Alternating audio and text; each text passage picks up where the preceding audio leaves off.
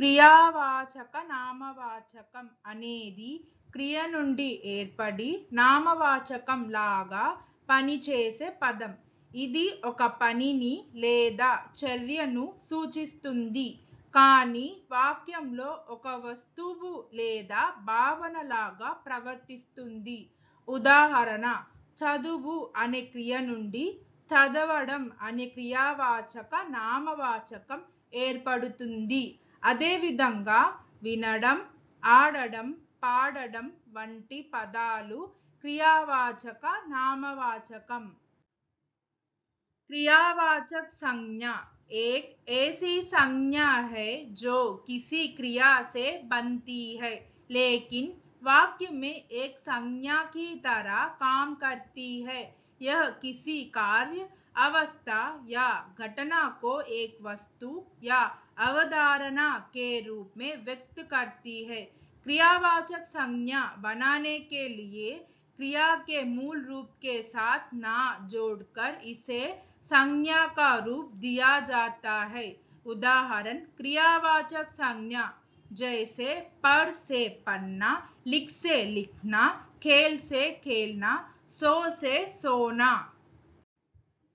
Gerund noun is a word that is formed from a verb but functions as a noun. It always ends in ing.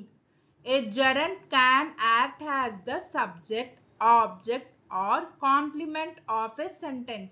Examples: swimming, reading, walking, studying are gerund nouns. నాకు mystery నవలలు చదవడం చాలా ఇష్టం. చదవడం అనేది క్రియావాచక నామవాచకం. मुझे रहस्य उपन्यास पढ़ना पसंद है. पढ़ना क्रियावाचक संज्ञा है. I enjoy reading mystery novels. Reading is a gerund noun. పిల్లలకు బయట ఆడుకోవడం అంటే చాలా ఇష్టం. ఆడుకోవడం అనేది క్రియావాచక నామవాచకం. बच्चों को बाहर खेलना बहुत पसंद है. खेलना क्रियावाचक संज्ञा है. The children love playing outside. Playing is a gerund noun. నాకు ఇష్టమైన అభిరుచి తోట పని చెయ్యడం. తోట పని చెయ్యడం అనేది క్రియావాచక నామవాచకం. मेरा पसंदीदा शौक बागवानी करना है. बागवानी करना क्रियावाचक संज्ञा है.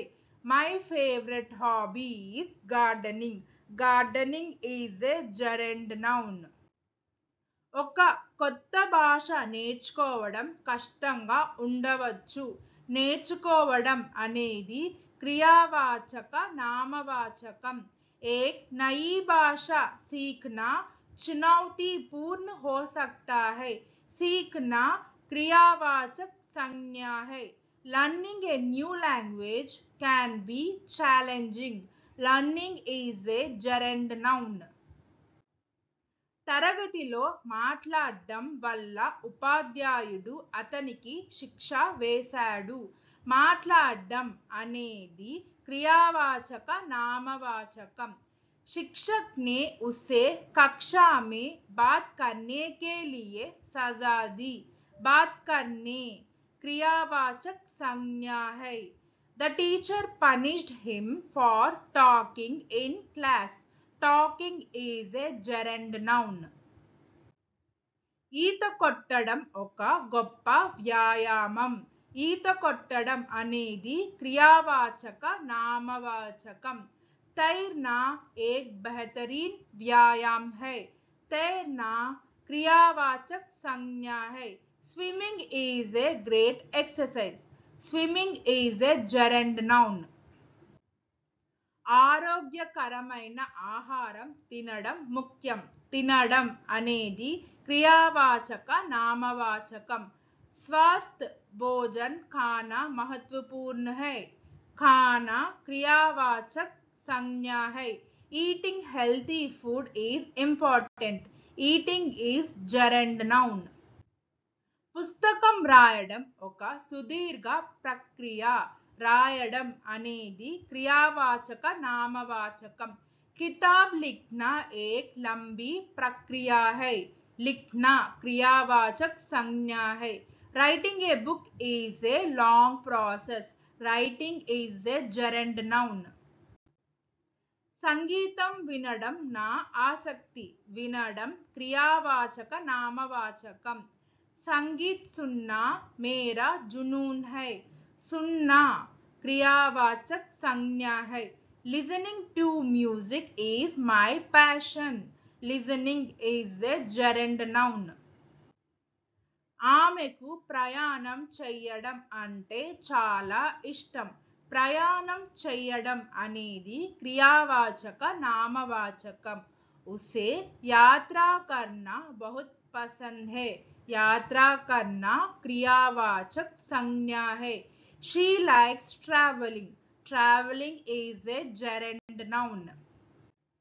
అతను దుకాణం వైపు నడుస్తున్నాడు. నడుస్తున్నాడు అనేది క్రియావాచక నామవాచకం.